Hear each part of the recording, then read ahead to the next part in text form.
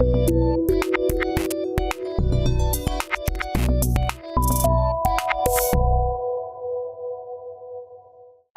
selamat malam teman-teman semua. Selamat datang kembali di Dewa Talks, High Quality, Trusted, and Free Webinar.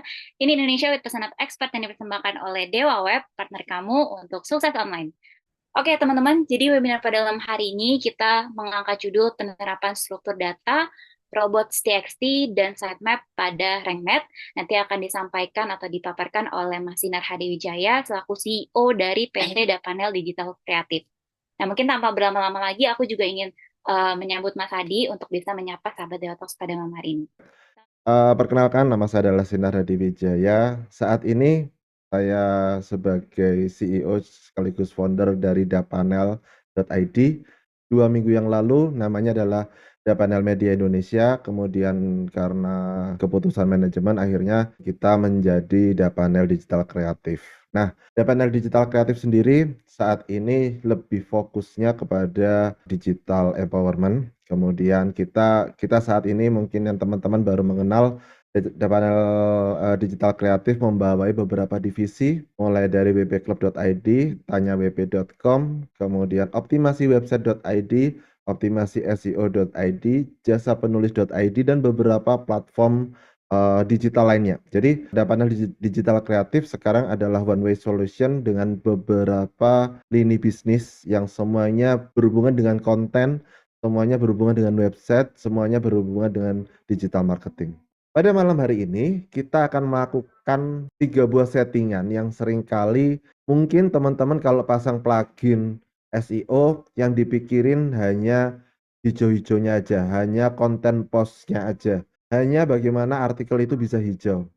Tetapi kadang-kadang ketika kita mau mengotak-atik struktur data seperti kemarin yang disampaikan oleh Mas Miftah, teman-teman yang nggak tahu atau belum bisa pemrograman bingung cara codingannya bagaimana. Kemudian teman-teman yang selama ini diberitahu diubahlah robot TXT-nya. Apakah harus buka file manager di cPanel kemudian masukkan robot TXT-nya satu persatu? Teman-teman bingung karena kadang-kadang teman-teman tidak bisa masuk ke cPanel. Oleh karena itu nantinya akan kita bahas bagaimana robot TXT di RankMath. Dan yang ketiga adalah penggunaan sitemap. Sitemap mungkin bagi teman-teman yang menggunakan yang kenal dengan SEO biasanya sitemap itu dibacanya hanya sitemap.xml aja. Tetapi percaya atau tidak, teman-teman bisa membuat dictionary dari seluruh kontennya teman-teman itu dalam bentuk HTML dan itu disebut dengan sitemap HTML. Dan di situ RankMath memberikan wadah bagi teman-teman untuk mengatur hanya dengan memasukkan submit beberapa kata kunci atau beberapa settingan, teman-teman sudah bisa melakukan itu semuanya. Apa yang saya sampaikan nanti mengenai struktur data, mengenai robot TXT, mengenai sitemap, nantinya mungkin teman-teman yang berbau teknikal atau tidak mengerti pemrograman, tolong sampaikan aja di kolom chat untuk saya pelan-pelan, tetapi tidak berhubungan dengan pemrograman. Kita tidak mengetik bahasa pemrograman sama sekali, kita hanya memasukkan datanya saja dengan menggunakan atau dengan bantuan tools RankMath. Di judul saya, yang pertama adalah pengaturan struktur data. Kalau kita bicara mengenai struktur data pada RankMath, tentunya struktur data ini adalah sebuah hal yang mungkin teman-teman jarang dilakukan settingan. Karena apa? Karena mungkin tidak menjadi sebuah kewajiban bagi teman-teman untuk melakukan settingan. Tetapi percaya atau tidak, struktur data yang dimaksud ini adalah bagaimana teman-teman bisa memberikan informasi yang lebih terperinci kepada robot pencari. Definisi lebih terinci adalah kalau teman-teman secara umum berpikirnya mengambil struktur datanya dari heading. Oleh karena itu ketika kita menggunakan SEO, heading 1, heading 2, heading 3 harus berurutan dan harus terstruktur. Kalau itu aja menurut teman-teman udah cukup, tetapi alangkah baiknya ketika di halaman itu juga berisikan informasi seutuhnya dari websitenya teman-teman. Sehingga struktur data ini secara garis besar itu adalah memberikan data-data yang berhubungan dengan website dan terrelasi dengan halaman yang teman-teman cek untuk dibaca oleh robot pencari. Ada satu syarat yang mungkin teman-teman harus penuhi, bahwasanya struktur data tersebut harus ada di dalam website. Jadi teman-teman nggak bisa nih nantinya menambahkan struktur data atau informasi yang tanda kutip informasinya aja nggak ada di halaman depannya atau di halaman interface-nya. Teman-teman nggak bisa menambahkan struktur datanya di balik layarnya. Struktur data ini sangat penting bagi teman-teman. Nah, kita ambil contoh penggunaan struktur data yang ada di website saya. Kita ambil contoh seperti ini. Ini teman-teman bisa cek dengan Rich Result Test dari Google. Di situ, di halaman salah satu website usaha saya, di satu halaman saja terdapat 4 buah struktur data. Kenapa ada 4? Karena di halaman tersebut, tanda kutip, memberikan informasi sedetail-detailnya. Contoh, di halaman tersebut paling bawah ada FAQ-nya. Otomatis saya menambahkan struktur data FAQ agar mudah dipahami atau agar mudah dibaca oleh mesin pencari.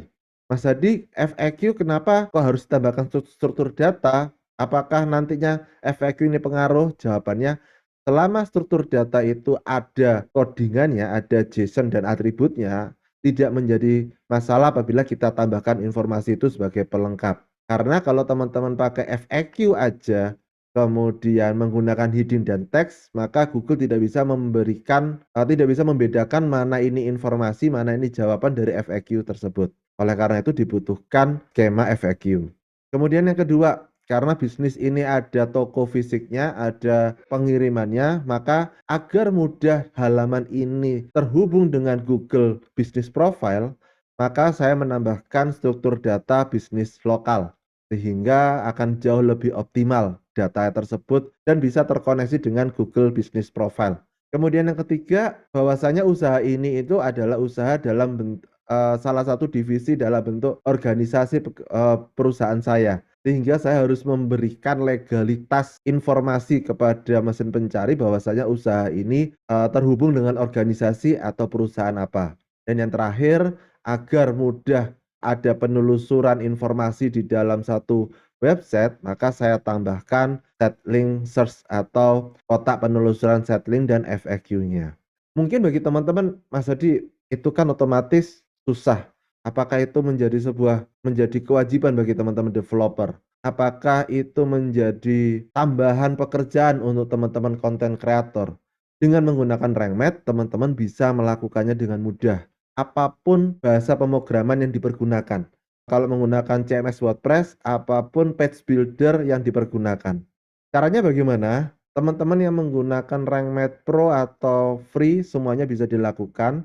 Yang pertama adalah teman-teman masuk ke bagian general setting, kemudian teman-teman aktifkan skema atau struktur datanya.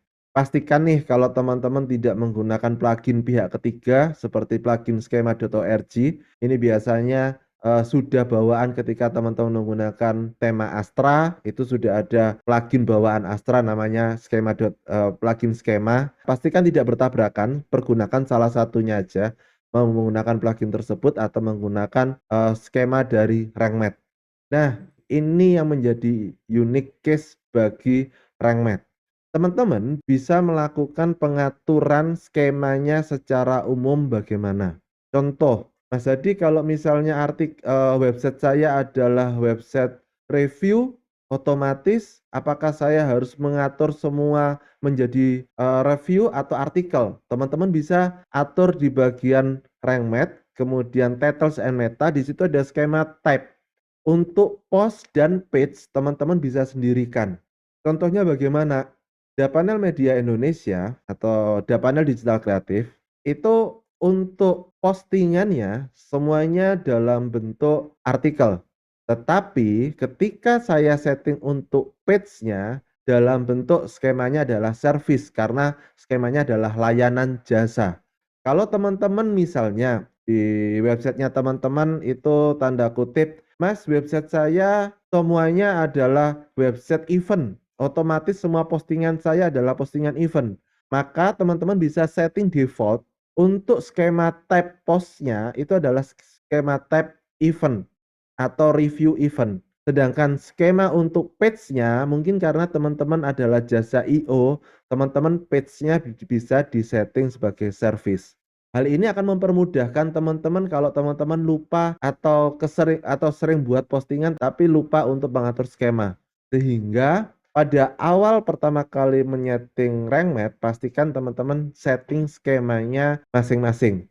Karena kalau versi free-nya, rank math itu ada beberapa skema. Ada skema artikel, ada skema buku, ada skema kursus atau course, kemudian event, kemudian people. Kalau misalnya Wikipedia itu skemanya adalah people, kemudian resep. Kalau teman-teman blognya itu lebih banyak mengandung resep, maka skema untuk postingan defaultnya pastikan itu adalah resep, sampai dengan kurang lebih ada 11 skema kalau teman-teman menggunakan rank math yang gratis. Pastikan sekali lagi ketika menggunakan rank math atau teman-teman agar mempermudah teman-teman melakukan settingan, pengaturan default dari setiap postingan dan page, lakukan settingannya terlebih dahulu. Kemudian, Mas Hadi, saya pengen nantinya setiap postingan ada yang masuk skema review, ada skema artikel, skema blog. Caranya bagaimana? Caranya teman-teman bisa setting atau edit per postingan atau per halaman. Jadi gak usah khawatir, skema default dari rank math itu akan berfungsi kepada semua halaman. Tetapi kalau teman-teman pengen membuat satu skema khusus untuk postingan atau halaman tertentu, teman-teman bisa lakukan settingannya. Yang pertama, ketika teman-teman menggunakan, kalau kita ambil contoh teman-teman menggunakan Classic Editor. Classic Editor itu kalau teman-teman pasang rank math-nya ada di bagian bawah. Jadi ada di bagian bawahnya dari teks. Teman-teman pilih section dari rank math SEO, kemudian teman-teman pilih tab skema. Di situ teman-teman nantinya bisa melakukan penambahan skema atau melakukan editing skema manual per postingan masing-masing. Itu kalau teman-teman menggunakan Classic Editor. Tetapi berbeda dengan teman-teman yang menggunakan Gutenberg. Gutenberg itu menunya kebanyakan ada di sebelah kanan. Kalau di sebelah kanan teman-teman ada post masing-masing atau post setting masing-masing dan bingung cari rank math-nya ada di mana, cari yang ada di sebelahnya setting bagian atas. Ini juga berfungsi bagi teman-teman pengguna Divi. Cari di bagian atas yang biasanya teman-teman fokus harus hijau-hijau. Teman-teman klik aja di situ, maka akan muncul setting dari rank math. Kemudian sama halnya seperti Classic Editor, teman-teman masukkan tab yang ketiga. Di situ teman-teman bisa tambahkan skema generator. Paling mudah atau yang paling sering saya sampaikan kepada teman-teman ketika teman-teman menggunakan page builder, salah satunya adalah page builder Elementor. Kalau teman-teman menggunakan Elementor, teman-teman nggak usah bingung ada di mana bagian rank math-nya. Itu teman-teman bisa cek di bagian widgetnya, pilih tab ketiga sama SEO, kemudian teman-teman masuk ke bagian skema. Nah, ada perbedaan nih bagi teman-teman yang menggunakan rank math pro dengan rank math biasa. Yang pertama, ketika teman-teman menggunakan rank math biasa, kalau nggak salah, skemanya hanya bisa satu skema per halaman. Sedangkan rank math pro, teman-teman bisa menambahkan beberapa skema. Itu yang pertama. Yang kedua, ketika teman-teman menggunakan skema biasa, yang namanya generator skema, atau teman-teman mengoding skema sendiri, atau copy paste skema dari skema generator tools, itu tidak bisa kalau teman-teman menggunakan rank math yang biasa. Tetapi kalau teman-teman menggunakan rank math yang versi pro, teman-teman bisa melakukan generator skema. Teman-teman bisa ngoding skema sendiri. Seperti itu. Jadi pentingnya skema atau struktur data di setiap halaman, teman-teman harus tambahkan. Jangan teman-teman, ini yang sering kali terjadi, pengalaman saya adalah, Mas, apa sih Mas bedanya skema artikel dengan blog? Secara garis besar, artikel itu adalah struktur skema yang ada risetnya, ada sumbernya, dan ada hasilnya. Sedangkan blog adalah struktur skema di mana teman-teman melakukan cerita, memberikan informasi, bukan sebagai data. Biasanya umumnya lagi perbedaannya kalau blog itu jumlah katanya sedikit, sedangkan artikel itu jumlah katanya panjang sampai 1000 kata. Yang kedua yang akan kita bahas pada malam hari ini yaitu pengaturan robots.txt. Robot.txt ini adalah jalur atau aturan do and do not-nya robot crawl atau penjelajah situs dari masing-masing penelusuran. Itu semuanya harus kita setting. Arahnya, mereka boleh melakukan indexing atau boleh mengumpulkan data apa aja. Mereka tidak boleh melakukan crawling atau menyimpan data apa aja. Itu ada di robot.txt. Umumnya, ketika teman-teman menggunakan plugin lain, biasanya ada plugin terpisah ketika mengisikan robot.txt. Atau teman-teman masuk ke file manager, kemudian teman-teman buat sebuah file notepad txt sendiri, kemudian teman-teman masukkan allow and disallow dari robot.txt. Hal ini dipermudah dengan menggunakan rank math.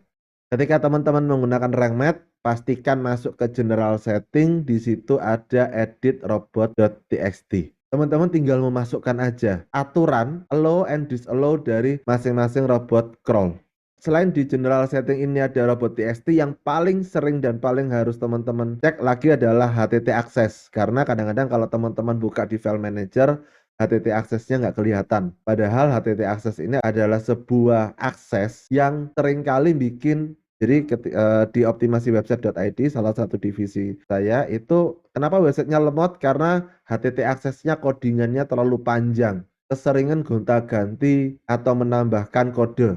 Kadang-kadang kita harus masuk ke file manager, minta kepada pihak klien, nggak mau karena masuk member area dan lain-lain. Nah, dengan adanya rank math, teman-teman juga bisa edit HTT aksesnya juga dari rank math.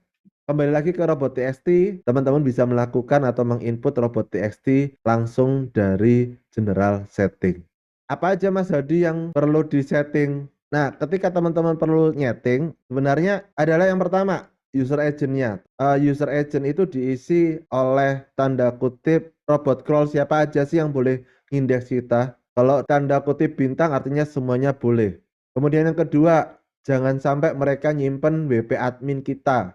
Jadi saya selalu disallow WP admin. Tapi saya allow WP admin ajak saya. Itu yang pertama. Yang kedua, di situ saya menggunakan beberapa plugin. Seringkali plugin ini, atau kalau teman-teman lihat di set.2 nama domainnya teman-teman, itu Mas, ini kok Elementor saya kok keindeks sendiri ya, padahal cuma gambar aja tapi kok ada keindeks sendiri. Mas, slider saya kalau menggunakan Revolution slider itu kok keindeks sendiri ya. Mas, kok keranjang belanja kalau teman-teman menggunakan WooCommerce, kemudian teman-teman sering kali ada kliennya menggunakan apa itu keranjang belanjanya cuma disimpan aja, itu akan rawan sekali ke indeks, maka saya matikan cardnya. Kemudian bagi teman-teman yang tanda kutip websitenya ada member areanya, biasanya klien areanya keikut ke indeks sehingga orang-orang yang umum tahu, sampai di Google kok ketahuan klien area kita. Nah, ini yang selanjutnya masalah keamanan. Password reset.php jangan sampai ke indeks kalau teman-teman menggunakan tools redirect URL WP admin. Atau yang paling umum, ketika teman-teman menggunakan tools AMP karena katanya AMP lebih ringan dan lain-lain. Biasanya yang ke indeks adalah versi AMP-nya dan lain-lain. Nah, ini baris yang pertama atas itu adalah agent apa aja, kemudian disallow-nya apa aja, disallow itu apa aja yang tidak boleh diindeks, kemudian allow-nya apa aja, itu teman-teman setting semuanya. Ini pertimbangan ya, sekali lagi ini jangan plek keteplek di copy paste ya. Ini disesuaikan dengan kebutuhannya teman-teman, disesuaikan dengan tanda kutip tools atau plugin teman-teman pergunakan, disesuaikan dengan hasil ketika teman-teman set.2 nama domainnya teman-teman. Kemudian yang terakhir, mungkin karena kebiasaan aja, biasanya saya tambahkan set map di robot.txt saya. Kadang-kadang sering kali saya ngelihat ketika ada sebuah website, Mas, ini kok halaman chart kok masuk ke indeks sih, padahal saya pengen postingan saya masuk karena terlalu banyak orang nyimpen dan lain-lain. Saya kurang tahu, mungkin nanti teman-teman praktisi lainnya boleh menambahkan atau tidak. Dengan teman-teman membatasi apa yang allow dan disallow untuk diindeks atau dibawa oleh robot crawl, secara logika itu akan menghemat crawl budget dari websitenya teman-teman. Jadi ini mungkin nanti bisa bisa debatable. Nanti teman-teman memang lebih senior, lebih praktisi, mungkin nanti bisa bertanya. Tetapi berdasarkan pengalaman saya, ketika saya setting yang benar-benar saya tidak ingin diindeks, crawl budget itu atau crawling itu akan terfokus kepada postingan saya, sehingga hal-hal yang tidak penting itu nggak kebawa oleh indeks. Ini sangat mempengaruhi berdasarkan pengalaman saya di beberapa kasus. Jadi robot.txt teman-teman nggak usah lagi bingung. masuk ke masuk ke cPanel, masuk ke file manager, klik kanan, new file buat robot.txt, nggak usah bingung. Teman-teman kalau menggunakan RankMath, teman-teman bisa atur atau setting itu semuanya menjadi satu. Nah, ini yang paling panjang, yaitu pengaturan set map. Setelah robot.txt itu adalah apa yang boleh masuk atau tidak boleh masuk. Misalnya yang boleh masuk adalah usia 17 ke atas, misalnya boleh masuk bioskop dan lain-lain. Nah, set map ini lebih detailnya lagi. Set map ini kalau di bahasa Indonesia adalah peta situs. Robot ini mau kita arahkan, kita harus berikan panduan. Jadi kita nggak bisa sembarangan setelah boleh dan tidak boleh, tapi kita harus kasih panduan. Panduan ini mau diarahkan kemana ini robot, apa yang menjadi prioritas, dan yang kedua, yang sekarang unik adalah sitemap dipergunakan sebagai daftar isi website. Sehingga sitemap ini akan membantu internal link dari websitenya teman-teman. Nah, ketika teman-teman menggunakan RankMath, pengaturan sitemapnya gampang karena sudah ada sitemap setting. Teman-teman masuk ke RankMath, masuk ke sitemap setting. Yang pertama, yang disetting adalah jumlah link per sitemapnya. Jadi teman-teman bisa ngatur per file sitemap. Sitemap itu biasanya adalah berjilid. Teman-teman bisa atur berapa jumlah link per sitemapnya. Silakan cek di beberapa referensi berapa jumlah yang cocok link per sitemapnya sesuai dengan trafficnya teman-teman. Jadi jangan langsung di setting 400, bahkan teman-teman bisa setting cuma 100 dan berapapun itu disesuaikan, bahkan sampai 5000 pun bisa, tetapi nanti ada pengaruhnya, disesuaikan dengan jumlah trafficnya teman-teman. Itu yang pertama. Kemudian yang kedua, pengaturan di sitemap, yaitu apakah teman-teman ingin gambarnya itu juga masuk di sitemapnya. Teman-teman bisa membuat semua gambarnya itu biar tidak masuk ke Google Search Image, teman-teman bisa matikan ini image in sitemap-nya. Kemudian yang ketiga, apakah teman-teman ingin featured image dari post atau page-nya itu masuk ke sitemap atau tidak, teman-teman bisa setting. Nah, yang paling sering saya lakukan karena saya itu jadi gini, di beberapa klien itu kan sering kali membuat banyak landing page. Landing page ini hanya sebagai iklan. Dia tidak ingin landing page ini sampai terindeks di mesin pencarian. Maka langsung di-exclude dari sitemap-nya. Atau kategori-kategori sensitif atau tag-tag yang sensitif, teman-teman bisa dimasukkan di situ sehingga tidak bisa masuk ke sitemap. Jadi teman-teman nggak usah filter lagi. Nantinya kita bisa manual sih mas, satu persatu masuk ke postingan, kemudian atur agar tidak diindeks bisa. Tapi kan satu persatu, teman-teman kadang-kadang lupa. Teman-teman bisa setting dari awal pengaturan sitemapnya seperti apa. Itu yang pertama. Jadi keunggulan teman-teman menggunakan sitemap adalah teman-teman bisa setting pengaturan sitemapnya sejak dari awal. Kemudian yang kedua yang saya tadi sampaikan, bahwasanya di RankMath itu ada HTML sitemap.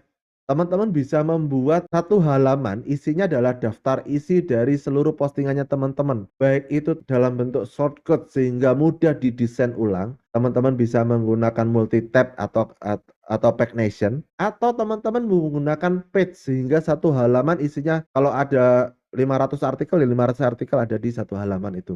Itu yang pertama. Teman-teman juga bisa sorting ini berdasarkan tanggal, kemudian teman-teman bisa lihat juga tanggalnya berapa. Dan yang paling unik adalah ini yang sering kali terjadi, teman-teman bisa setting yang muncul di halaman HTML sitemap ini judul aslinya atau judul yang teman-teman ubah di meta description SEO-nya. Jadi teman-teman bisa setting satu persatu atau setting secara bulk atau secara massal ini semuanya.